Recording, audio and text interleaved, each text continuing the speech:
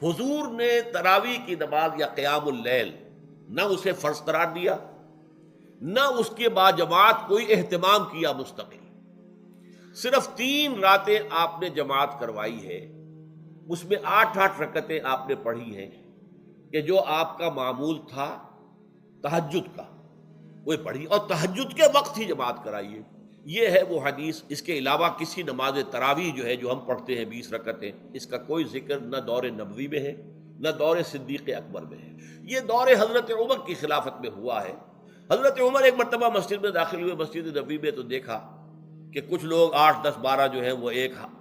جو ہے حافظ کے پیچھے کھڑے ہوئے اور قرآن سن رہے ہیں، کچھ دوسرے کونے میں کھڑے ہیں، کچھ کہیں اور کھڑے ہیں، مختلف جماعتیں ہو رہی ہیں۔ لہٰذا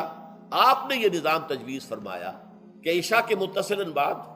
20 رکعت نماز پڑھی جائے اور ایک امام کے پیچھے پڑھی جائے۔